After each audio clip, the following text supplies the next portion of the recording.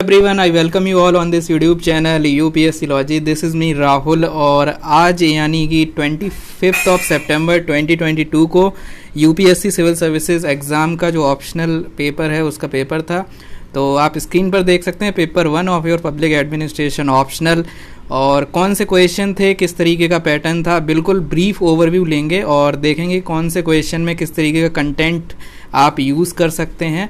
पूरा detailed video जो है वो बाद में आएगा कि कैसे आप एक स्पेसिफिक क्वेश्चन का इंट्रो, बॉडी और कंक्लूजन लिख सकते हैं। As of now I am going to tell you कि सिलेबस या वो पर्टिकुलर क्वेश्चन जो यहाँ पे आए हुए हैं कि उसका हम कैटेगराइजेशन करेंगे कि कैसे वो सिलेबस से रेलिवेंट था, या फिर प्रीवियस ईयर क्वेश्चन में उसका कुछ रिलेशन था, या फिर वो करंट अफेयर में था, या फिर चौथा नंबर जो होता है कि वो इन तीन में से कहीं था लेकिन उसकी जो लैंग्वेज थी वो ट्रिकी थी। तो 4 ब्लॉक में मैं यहाँ पे क्वेश्चन जो हैं वो डिवाइड करूँगा और आपको बताऊँगा कि कैसे वो चीज़ें आप टैकल कर सकते हो आपके अपकमिंग एग्जाम्स के लिए। और इसका जो specific model answers type of जो फॉर्मेट है वो इसके बाद में अलग से एक वीडियो बनाऊँगा, कुछ टाइम लेकर उस पर और ज़्यादा रिसर्च करके थोड़ा सा एक स्लाइड वगैरह बना के। ठीक है, so let's get started without wasting a bit of time. तो सबसे पहला क्वेश्चन जो 1A है, this is very simple question, क्योंकि न्यू पब्लिक मैनेजमेंट आप पढ़ते हैं और अगर आपने पुराने वीडियोस भी मेरे देखे हैं तो वहाँ पे मैं यही बोलता हूँ कि new public management NPM is equal to public plus private. तो एक पब्लिक का गोला और एक प्राइवेट का गोला, ये दोनों जब गोले मिलते हैं तो आमिर खान की PK बनती है जिसका नाम होता है PM यानी NPM।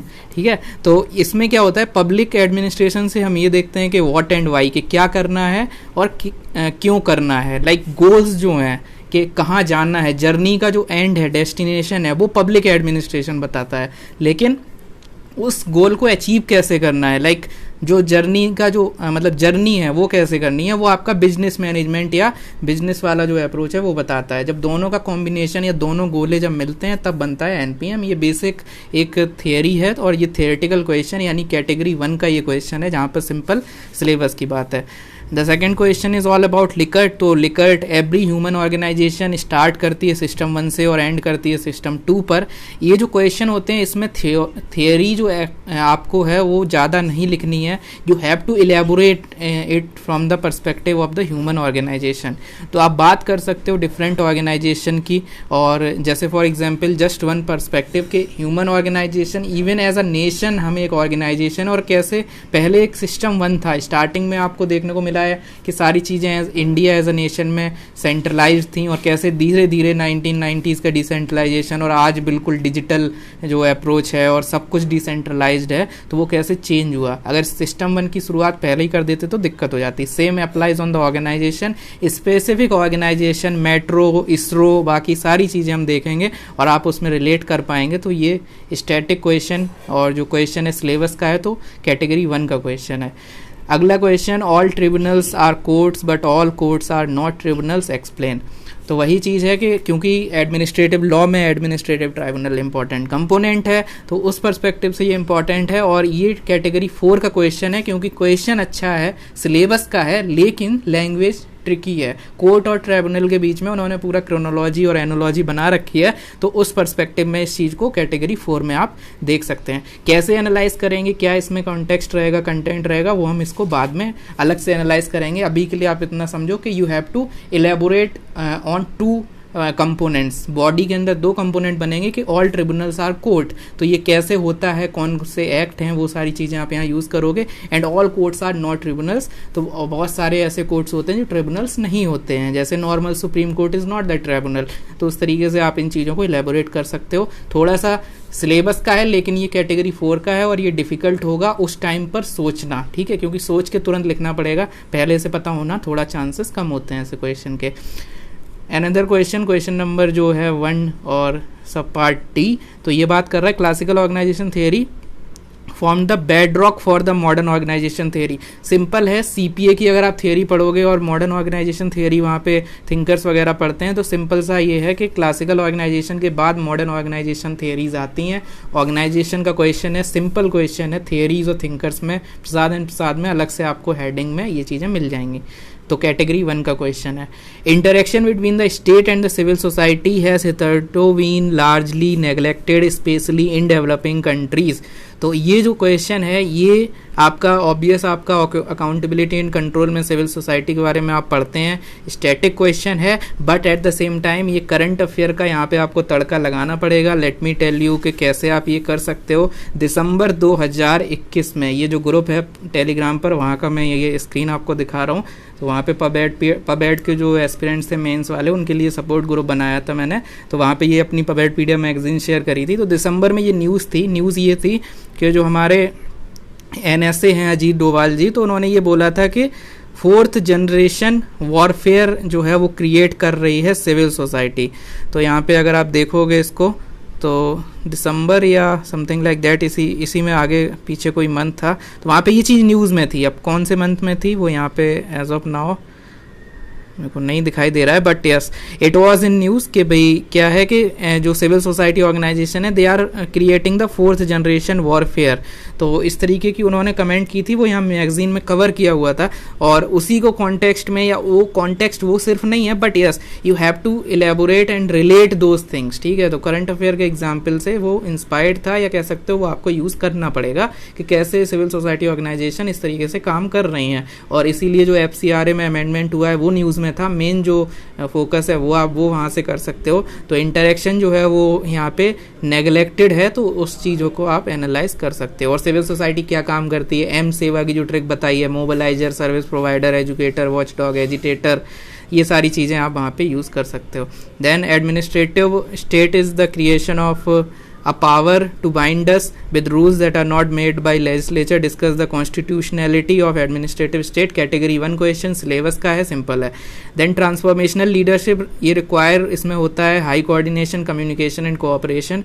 तो अगेन चेस्टर बर्नार्ड का लाना कंपलसरी हो जाएगा, क्योंकि उन्होंने ऑर्गेनाइजेशन के जो 3 पर्सपेक्टिव बताए थे, इवन एग्जीक्यूटिव के 3 फंक्शन बताए थे, वहाँ पर भी कोऑर्डिनेशन, कम्युनिकेशन, कोऑपरेशन, ये सारी चीज़ें वहाँ पे डील की थी। तो उस चीज़ को एनालाइज करते हुए प्लस लीडरशिप से लिंक करते हुए तो बर्नार्ड भी आ जाएंगे, उनकी एथिकल लीडरशिप भी आ जाएगी, ऑर्गेनाइजेशन का थ्योरी भी आ जाएगा और लीडरशिप भी आ जाएगी।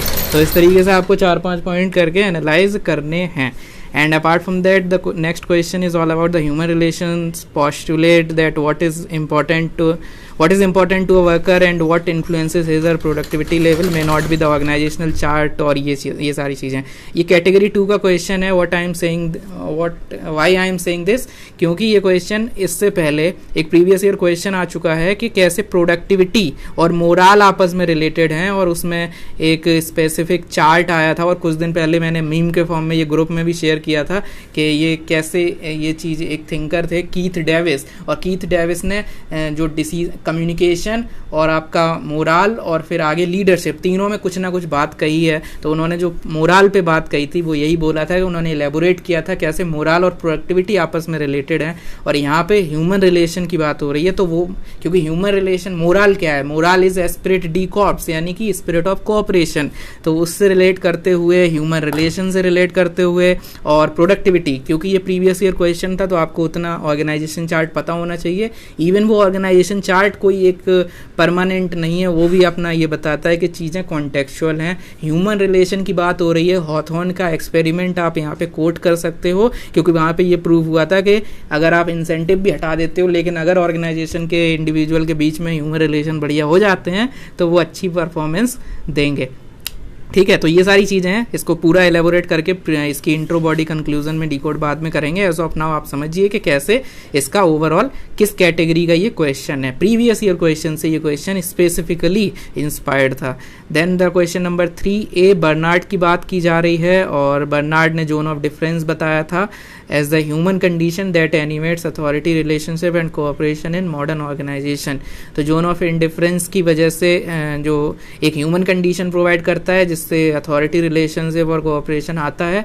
तो हमें पता है कि कैसे जोन ऑफ इंडिफरेंस काम करता है, और जोन ऑफ इंडिफरेंस के जो पैरामीटर्स होते हैं, बिल्कुल स्टैटिक सिलेबस का बर्नार्ड से क्वेश्चन आया हुआ है, और very easy question to answer, क्योंकि सिंपल आपको पता है जोन ऑफ डिफरेंस और अथॉरिटी के क्या क्या पॉइंट होते हैं। क्या अथॉरिटी मतलब कैसे कम्युनिकेशन, कौन सा कम्युनिकेशन जो है वो इजी अंडरस्टैंडेबल होना चाहिए, जुरिसडिक्शन में होना चाहिए। जोन ऑफ इंडिफरेंस के 2-3 पैरामीटर हैं, उन्हीं पैरामीटर के अराउंड ये क्वेश्चन है। इजी क्वेश्चन, कैटेगरी 1 का क्वेश्चन, क्योंकि सिलेबस से है। Then new public service approach post NPM model है और इंपॉर्टेंट है what is distinctive important and meaningful about the public service. Important है पोस्ट एनपीएम से क्वेश्चन हर साल एक ना एक आता जा रहा है और एनपीएस का ये क्वेश्चन है। अगेन स्टैटिक का है, सिलेबस का है और इजी क्वेश्चन है, कैटेगरी 1 का क्वेश्चन है। इसके अलावा strategic communication ought to be an agile management process, discuss the conceptualisation of strategic communication. तो सबसे पहले कम्युनिकेशन है और कम्युनिकेशन को लिंक कर दिया है इस साल के इकोनॉमिक सर्वे ने जो बात कही थी एजाइल फ्रेमवर्क की उससे। तो अगेन ये क्वेश्चन कैटेगरी 3 का क्वेश्चन है क्योंकि ये क्वेश्चन ना तो प्रीवियस ईयर का है ना ही ये सिलेबस का है, क्योंकि ये एजाइल फ्रेमवर्क की बात कर रहा है और एजाइल फ्रेमवर्क जो अभी वाला जनवरी 2022 का जो इकोनॉमिक सर्वे था उसमें एजाइल फ्रेमवर्क का यूज़ किया गया था। तो here let me show you that thing, ठीक है। तो जनवरी 2022 में ये देखिए गवर्नेंस 4.0 और एजाइल गवर्नेंस, क्योंकि उस टाइम पे इकोनॉमिक सर्वे आया था और एजाइल फ्रेमवर्क और वाटरफॉल फ्रेमवर्क ये न्यूज़ में थे, उसी चीज़ को यहाँ पे इलेबोरेट करना था आपको, वो आपको पता होना चाहिए। तो कठिन नहीं था, बस आपको करंट अफेयर में पता होना चाहिए कि इकोनॉमिक सर्वे ने ये बात की है। तो करंट अफेयर बेस्ड क्वेश्चन, तो कैटेगरी 3 का ये क्वेश्चन है। स्ट्रेटेजिक कम्युनिकेशन यानी लॉन्ग टर्म जो कम्युनिकेशन है, एजाइल फ्रेमवर्क का मतलब होता है कि आपको स्ट्रेटजी को चेंज करते रहना है, ठीक है, एकदम से एक ही स्ट्रेटजी नहीं ले जानी है, वाटरफॉल नहीं रखना है। तो जैसे कोविड लॉकडाउन जो था वो धीरे धीरे से चला था और धीरे धीरे से अनलॉकडाउन हुआ था, वो एजाइल फ्रेमवर्क है, इकोनॉमिक सर्वे ने कवर किया था, उसी चीज़ को यहाँ पे लिंक करना है, करंट अफेयर से इंस्पायर्ड क्वेश्चन था। क्वेश्चन नंबर 4A, तो leadership is seen as dealing with the change where as administration. Again category 4 question easy है बट लैंग्वेज में घुमाया जा रहा है, तो आपको यहाँ पे स्पेसिफिक एग्जाम्पल यूज करने हैं अलग अलग लीडर्स के और अलग अलग एडमिनिस्ट्रेटर्स के in order to analyze this question कि कैसे वो चेंज लाते हैं और कैसे एडमिनिस्ट्रेटर जो होते हैं वो कॉम्प्लेक्सिटी से डील करते हैं। इवन आप यहाँ पे अलग अलग थियरी थिंकर्स की जो डेफिनेशन है, जैसे MP फॉले ने बोला था कि लीडरशिप कोई प्रेसिडेंट नहीं होता, लीडर होता है जो एक सिचुएशन से दूसरी सिचुएशन में जाना, एक कैसे ले जाना है ऑर्गेनाइजेशन को वो जानता है।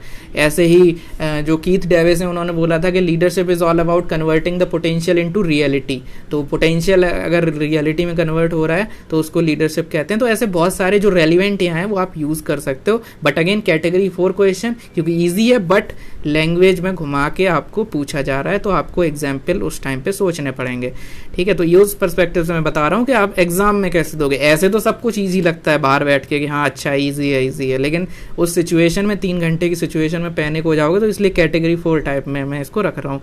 Then the next question is regulatory governance framework have been essential building block of world society और potential and impact in fulfilling the hopes and demand. Regulatory governance ये एक तरीके का नया मॉडल बना दिया है ऑर्गेनाइजेशन और उसको लिंक करके। ऑर्गेनाइजेशन जो आपकी यूनिट 4 है और गवर्नेंस यूनिट 1 है, तो उनको लिंक करते हुए रेगुलेटरी गवर्नेंस कैसे ये काम करता है, तो इसके बारे में आपको थोड़े से रेगुलेटर्स के यूज करने, एग्जाम्पल देने, सेबी का एग्जाम्पल, RBI का एग्जाम्पल, कैसे वो रेगुलेटरी अथॉरिटी वगैरह क्या काम करती है, कैसे कोविड के टाइम पे IRDAI ने एक अलग तरीके की इंश्योरेंस योजना चलाई कि आप इस तरीके से कोविड की एक होनी चाहिए। तो बहुत सारी ऐसी चीज़ें जो आपको रिलेट करनी है करंट अफेयर से, तो अगर आप करंट अफेयर पढ़ते रहोगे तो ये आप आसानी से कर पाओगे। So again category 3 kind of question क्योंकि करंट अफेयर से इंस्पायर है। Then the next question is social auditing is just saving the money. तो again it creates positive impact, तो वही है कि ये सिलेबस का भी कह सकते हो, प्रीवियस ईयर क्वेश्चन या प्रीवियस ईयर की जो थीम है उस पर इंस्पायर्ड है, क्योंकि social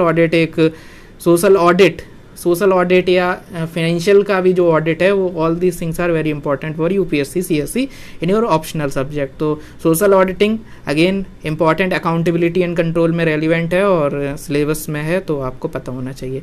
this is all about the section A। Section B अभी मैं नहीं बना रहा हूँ। सेक्शन B जो है अगले 4 क्वेश्चन तुरंत बाद एक और वीडियो बनाऊंगा 10 मिनट में, और उसके अंदर मैं आपको सेक्शन B के क्वेश्चन बताऊंगा और किस कैटेगरी में किस क्वेश्चन को रखना है। वैसे तो सब कुछ इजी लगेगा, लेकिन बस एट द सेम टाइम जो क्वेश्चन, ये बताने का मेरा मोटिव ये है कि जो क्वेश्चन कैटेगरी 1 और कैटेगरी 2 में है, यानी जो सिलेबस के हैं या PYQ से इंस्पायर्ड हैं, वो क्वेश्चन आपको चीता की रफ्तार से लिखने हैं। 3 सेकंड में 100 किलोमीटर पर आवर की स्पीड हो जानी चाहिए और उसको एकदम से लिखना है बिना सोचे, बिना टाइम वेस्ट किए हुए। क्योंकि बाकी के जो क्वेश्चन कैटेगरी 3 के और कैटेगरी 4 के हैं, अगर आपने कुछ मैगजीन या कुछ ऐसा पवेड का पढ़ा हुआ है तो कैटेगरी 3 को भी आपको चीता की रफ्तार से लिखना है, लेकिन कैटेगरी 4 वाले को क्योंकि वो लैंग्वेज में घुमाया जा रहा है तो आपको थोड़ा टाइम लगेगा, थिंकिंग और लिंकिंग करनी पड़ेगी। जो कैटेगरी 4 के हैं वहाँ थिंकिंग करनी पड़ेगी क्योंकि क्या पूछा जा रहा है उस हिसाब से लिखना पड़ेगा, और कैटेगरी 3 में आपको लिंकिंग करनी पड़ेगी कि करंट अफेयर्स में कौन सी न्यूज़ है जो यहाँ लिखना जरूरी है, अदरवाइज एग्जामिनर कहेगा कि इसको